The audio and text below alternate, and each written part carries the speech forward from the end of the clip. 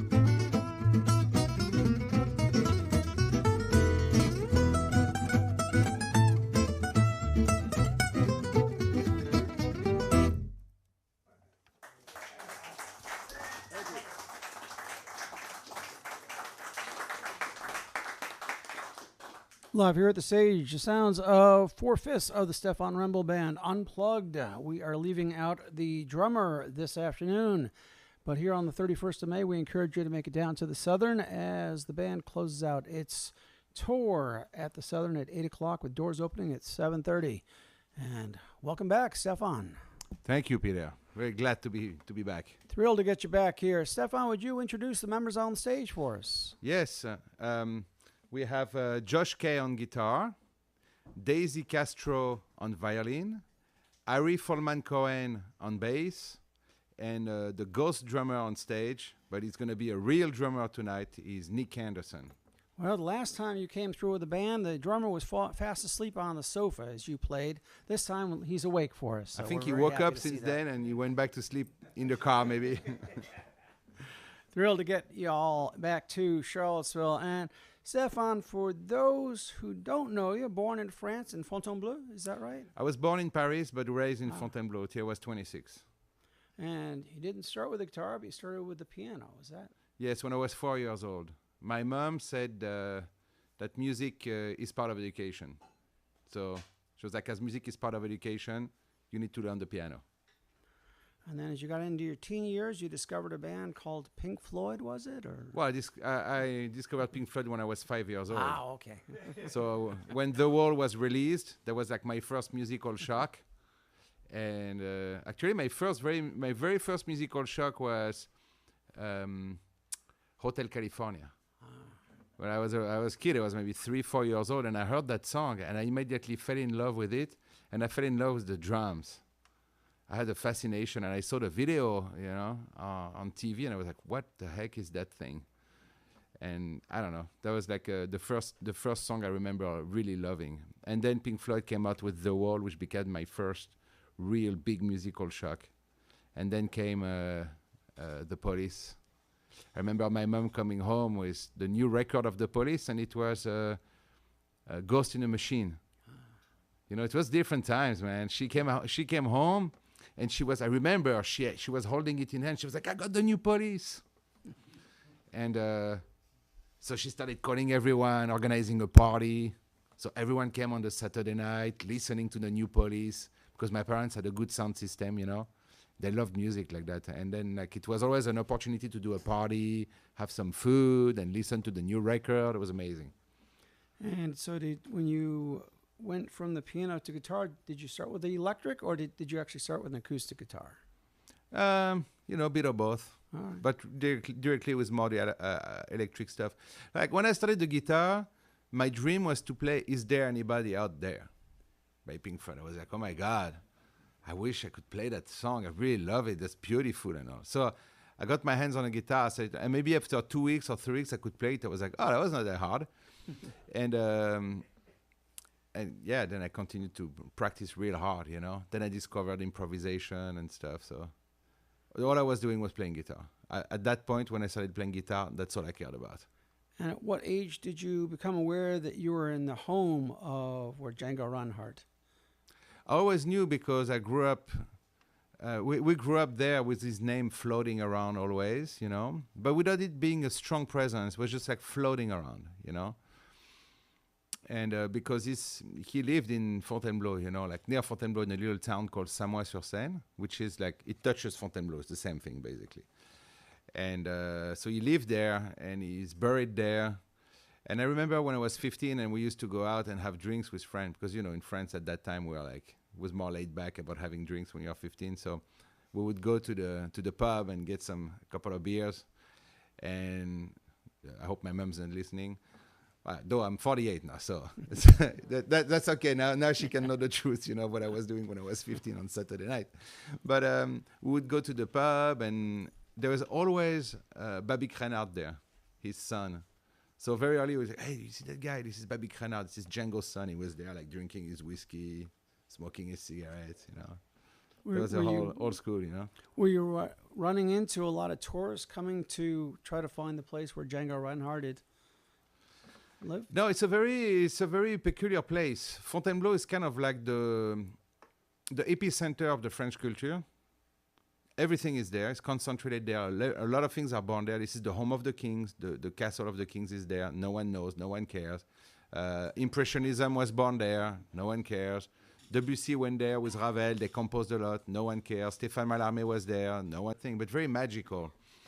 And in the middle of that forest is a little town named Fontainebleau. So Fontainebleau is the forest and the town. And the town is called the Little Paris because it's like a little Paris neighborhood with like tons of restaurants and stuff. It's very charming. But in the same time, it's very small and it's not crowded. So there is the silence. You have everything. Like you have like a sampler of Paris, all the good thing, but you have all the beauty and the quietness and the silence and the poetry of the country. And when did you hear the Roma or the Gypsy sound for the first time? When I heard it live first, I went to the Django Festival when I was 18, I think, 18 or 19. Since 1978, every year there is a Django Reinhardt Festival. I knew it was there. I just never had really the curiosity. I was more into Pink Floyd. I know I didn't really care about all that stuff, all that jazz. So the first time I went is when I really started to study Django, like harder, like hard studies on it. And so I went and I heard the Gypsies play for the first time, which was really a revelation. I saw a guy like take a guitar, pluck a few chords, a few notes, and another guy sat down, and boom, they started playing a song. One was playing the rhythm, the other one the solos, like that, boom. Then another one arrived, takes a guitar, boom, suddenly you have 3 guitar, 4 guitar, 5 guitar. In like 1 minute, you have 5 people playing, and this is like, the groove is like really strong, the music is awesome, the solos are virtuoso and amazing, the music is alive and there, like out of nowhere. And then when they were done, they just put down the guitar and left. And this band did like that. I was like, wow, that's so cool.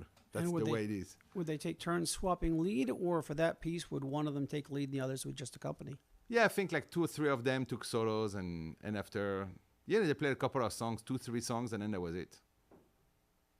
Is that's when you got the bug? That was my first encounter with it, and I was like, oh, I want to do that. And then I saw a band named La Chaudrome on stage, and that really blew my mind. This is when I knew I got a voice telling me, okay, this is what you're going to study, is what you're going to do now, is study Django and spread the gospel of Django, That's what I've been doing, Because Django is to the guitar what Bach is to the keyboard. Yeah. Everything is contained in it. If you study Django, you have access to everything. It's unbelievable. So no matter what, I do my compositions. The first song we played were my compositions. I like to compose and all, but the study of the guitar per se and the structure of all modern music, you can find it all in Django. It's all there. Well, for those just tuning in, you are listening to Stephane Wrembel. He's here with his band. We have 4 of them on stage with us this afternoon here on the 31st of May before they head over to the Southern at 8 o'clock tonight to close out this tour, and they head back up north. You can find out the details on how to attend that concert over at thesouthernseaville.com. Of course, we've got a link up at WTJU.net as well. And while you're online, make sure you check out StephaneWrembel.com to find out more about Stephane, where they will be playing, and how to get some of his recordings, his vinyl, his books. So before we get into any more conversation, how about we get a couple from you? Yeah. We're going to play a tune called Prometheus. So Prometheus was a titan. It's part of Greek mythology, and it's the myth of modern man. So anyway, we're going to play the song. Let's get into the song. Tonight I have more explanation on all that.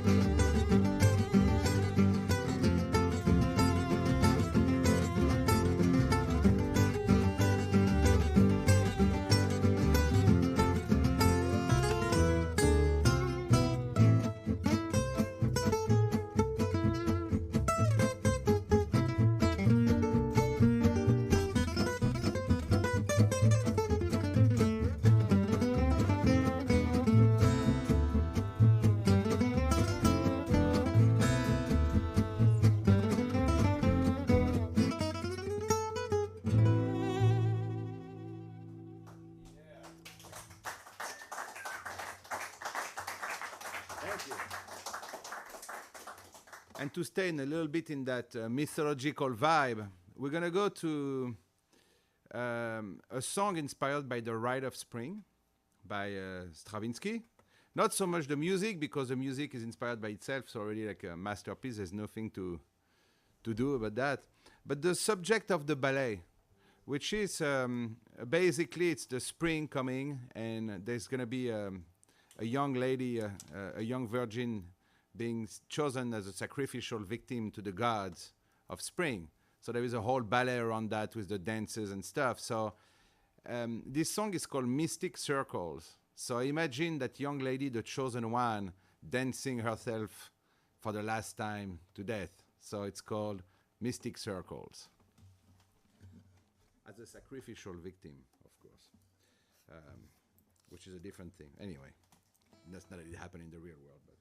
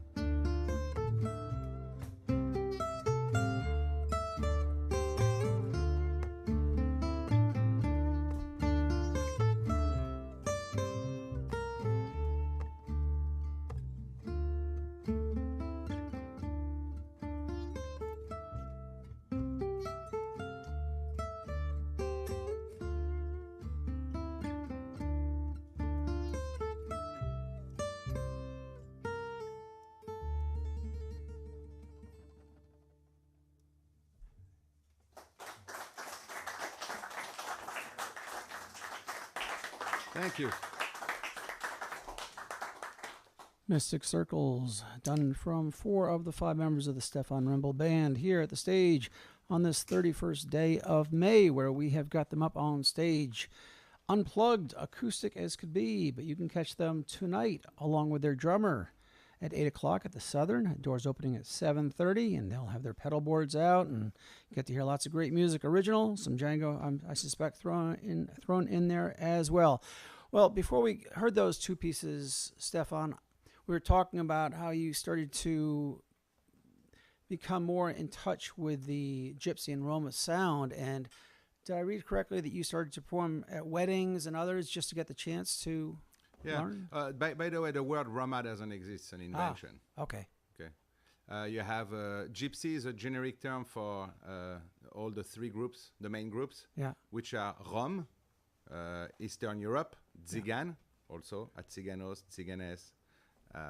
And they're like more in like Romania, Bulgaria, and all. Django is a Sinti, if you want to be more precise. Okay. And they are based in northern France, Germany, Netherlands. And there's another group called the Calais, and the Calais are Gitanos. They are like in Spain, southern France, and all.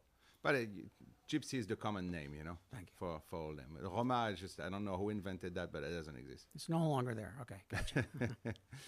So you started to play at weddings and other festivities. I mean, yes and no. I started to go to the gypsy camps like of my friends and play a lot and learning the traditional way like that. And I played in a couple of weddings, but it's not like us. It's not like, okay, there is a wedding, we start at 2 p.m., at 5 p.m. it's done, and you come on Saturday. No, it's not how it works. You have the wedding in the gypsy tradition, the young man kidnaps the lady for 3 days, and then when they come back, the whole family is there, and there is a giant party. It is nothing formal. And so you play more like, it's not like there is a band playing. You're part of the family. You know what I mean? Like everyone plays music, it's like an all-integrated kind of thing. It's completely different. So when did you take what you had absorbed and start to write your own original with the Django feeling there? So it's a very interesting story because I started studying Django, which took me years. It was very intense. And when I was about 25, a bit before I came to the US, I was searching for new sounds. I was hearing sounds in my head, and I could not really find, remember, we're talking about like before there is YouTube and internet and all that. So it was very hard to discover new music, and someone had to lend you something. You had to stumble upon it by chance, there was always so I had sounds in my head and I didn't know where to look. And one day my friend was dating this Turkish girl, and I was talking to her. I was like, I'm looking for those sounds. She's like, I know exactly what you need. And she gave me a tape of that Turkish guitar player named Erkan Ogur, and it was a soundtrack for a movie named Eşkıya. And that's exactly, she knew. And that tape, it blew my mind. I was like, this is exactly what I need. That was it. That was like the button that she pressed, and that made everything open like that. And then based on that, when I came to the US, I was 26 in 2000. I was still studying. I wasn't into composing or anything. I wanted to understand guitar better and know jazz, and also I came to the US to learn that. I spent a couple of years at Berkeley, and then in 2003 I moved to New York. Once my apprenticeship was done, and I thought that I had enough elements of study for the guitar and all, then I started to let myself be myself. You know what I mean? I just started to try to know myself and compose what I wanted. And then in 2005, I released my first album with compositions. It's called Barbers Brooklyn. And it was mostly composition, but not all of it. And then after, only compositions. And I should point out that for those lucky enough to be in New York on a Sunday night, you've had a residency at Barbès in Brooklyn for many years. 19, yeah. Every Sunday at Barbès in Park Slope, 6th Avenue and 9th Street at 8 p.m. And also happening at 8 p.m. here on May 31st is a concert at the Southern with doors opening. That's going to be our fourth time, I think. Yeah, you've been here with the Prism Coffee House, and also going to be here at the Southern. We're thrilled to get you back to Charlottesville, and of course here at the stage at WTJU as well. Well, I've got loads more questions, but how about we hear a couple more from you? Sure. The next one we're going to play is called Apocalypse. And apocalypse is a word that means revelation. There is like an Armageddon type of, like usually the explanation of the text is based on an Armageddon of some kind, but it's really the title of revelation, you know. And it seems that these days we are in those times of revelation and of apocalypse. It's a good time to like reflect on that, you know, the revelations. So anyway, I'm going to play it now, Apocalypse.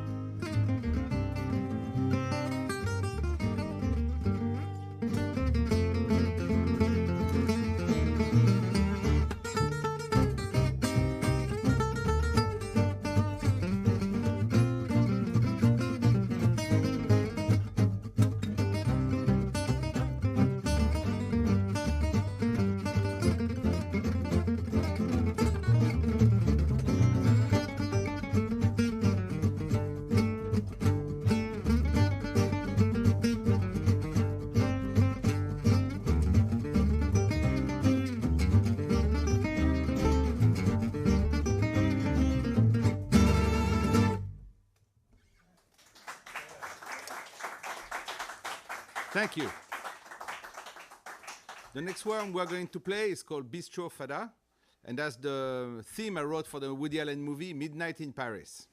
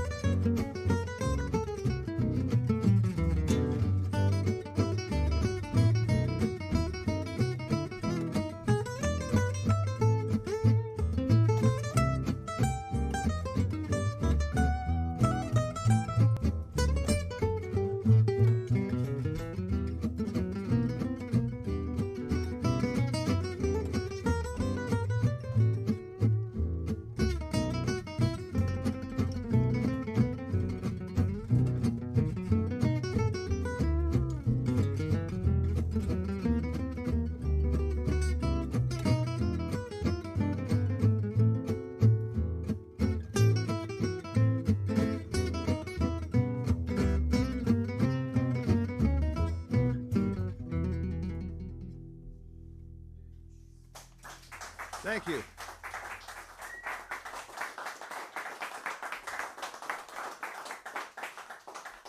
Bistro Fada, a Stephane Wrembel original there from Woody Allen's A Midnight in Paris. And in fact, Stephane has collaborated with Woody on a number of his movies, including one that has not yet come out. But I've always been curious, Stephane, are you invited to the set while they're filming just to get a sense of the film? Or how do you write the pieces? Do you know something about the stories as you're writing them? Or So there is various situations, but I just want to mention that actually the movie is out. Oh.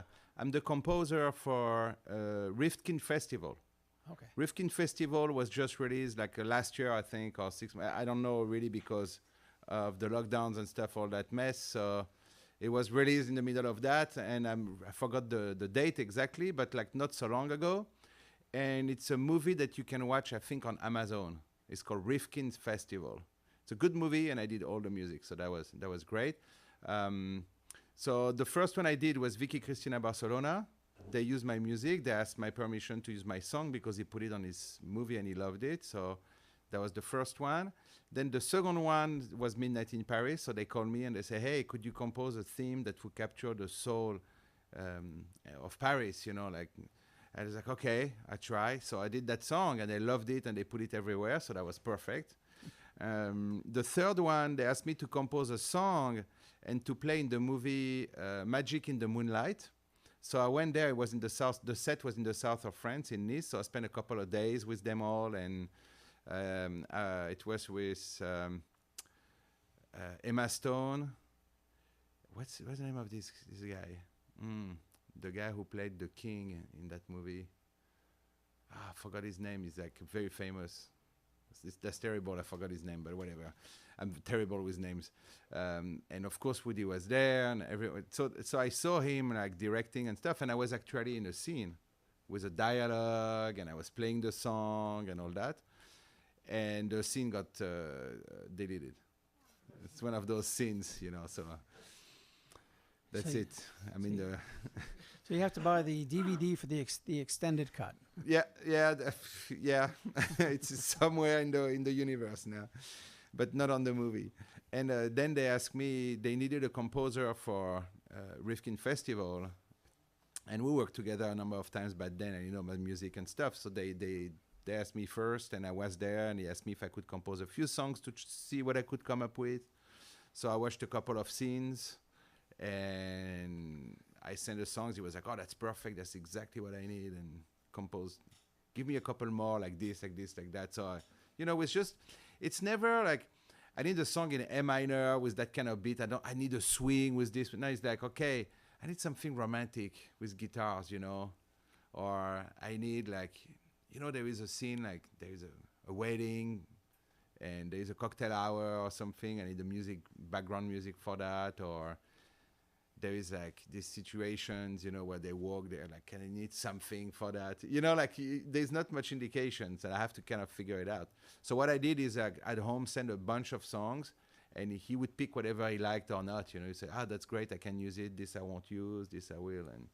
And then he was like, okay, I got everything. So I went to the studio and looked at everything they placed, and that was it, I guess the big question is Woody ever shown up with his clarinet on Sunday night at Barbès to try to sit in with you? That'd be great, but I don't think it's happening. Okay.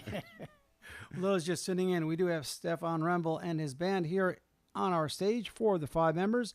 You can catch them not unplugged, as they're doing right now, along with their drummer, this night here on the 31st of May over at the Southern in downtown Charlottesville. Those doors open at 7:30. Show starts at 8 o'clock. And keep checking out StephaneWrembel.com. I know Stephane's getting ready to head over to the Django Reinhardt Festival at the end of June. And you've got some other fun coming up, so keep checking out StephaneWrembel.com. But Stephane, will you introduce the members that are up there with you, and of course your drummer as well?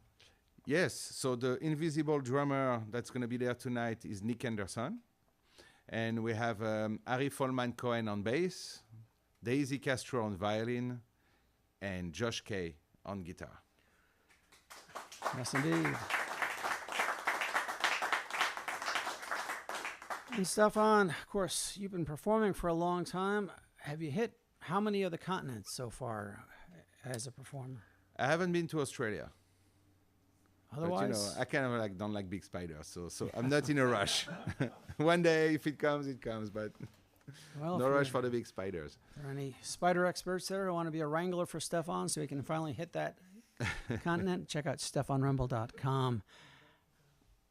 And Stephane, I'm curious. I know that obviously Django has played a big part, and a few years ago you put out the Django l'Impressionniste. Django the Impressionist, yeah. Yes. Will you tell us about that and what got you wanting to? Yes, that was like my big project of the last 5 years. I started actually for the show that we had in 2017 at Carnegie Hall. I wanted to open with the solo piece Improvisation 1 by Django Reinhardt. There was always like a challenge. I always loved that piece, and it's extremely hard to play. So I was like, okay, as a challenge, I'm going to play a solo piece to open the show at Carnegie Hall, and it's going to be the hardest one. So I learned it, and we did it, I played that song, we did that show and all, and I really loved to play that like that. So I started to learn another one, and I was like, you know what? That's a great repertoire. Maybe I will really tackle it and see how many there are, what's going on behind that. So I went on a quest. I went on a journey. And I transcribed, I found 17 of them. I listened to all the Fremo historical recordings. I found 17 of these solo pieces, these preludes that no one ever cares to play, and I transcribed them. I learned them to the level of concert. Then I recorded an album, started to play the show, and I also did the book of transcription. So now there's the whole 17 of them are in a book with music notation and tablature. So that was like a 5-year journey to like reach that. And now it exists like fully. Now we know the size of it. We know exactly what's in there. Everything exists. It's a tangible, concrete recital. And you can find the details on that and how to pick it up over at StephaneWrembel.com. Or if you happen to be here in Charlottesville on this 31st day of May, I suspect there might be some at the merch table. Oh, yeah. And, of course, you also have Django A Go-Go Festival, don't you, up in New York? Yeah, I have a lot of things in New York. Actually, the first weekend of November, we are playing, for those of you who are going to be in New York in November, or maybe can go to New York in November, I'm headlining tonight at the big hall at Lincoln Center, at the Rose Music Hall. So there's going to be a Friday and Saturday, like November 4th and 5th, I guess. So that's going to be a very big deal. That's 2 nights like that. And Django A Go-Go is my festival.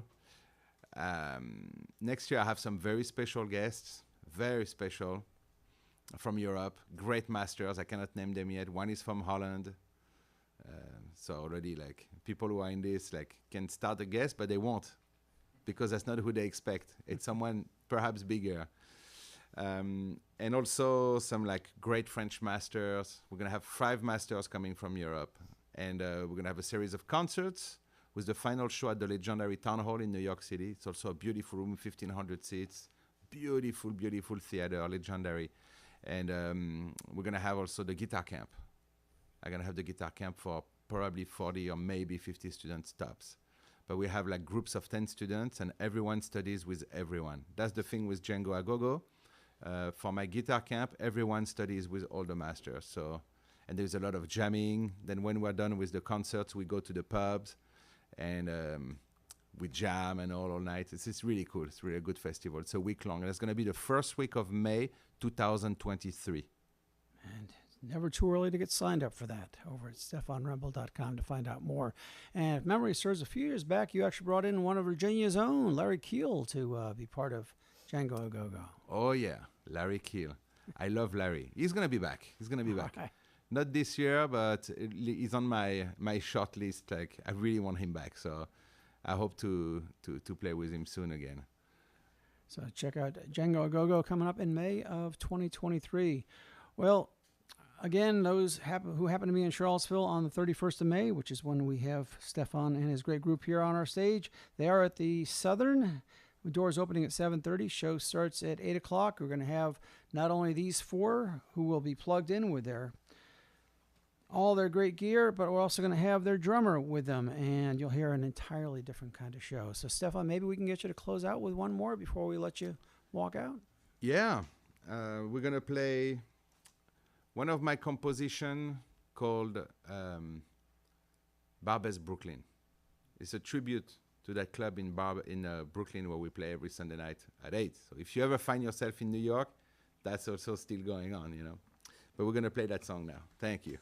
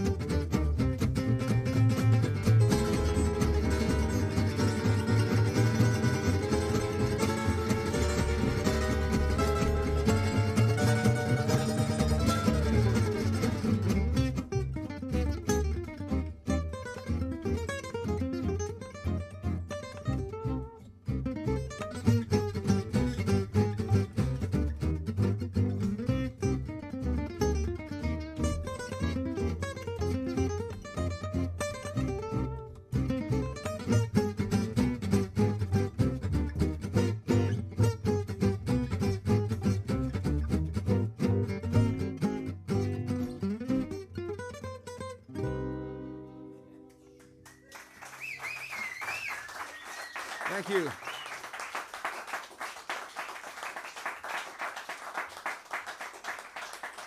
Daisy Castro on the violin, Josh Kay on guitar, Art Foyman Cohen on the upright, missing from the stage, Nick Anderson, and of course front and center is the one and only Stephane Wrembel. Check them all out tonight if here on the 31st of May at the Southern, and check out stephanewrembel.com. Stephane, thank you so much for making it stop Thank you, by Peter. here at the stage.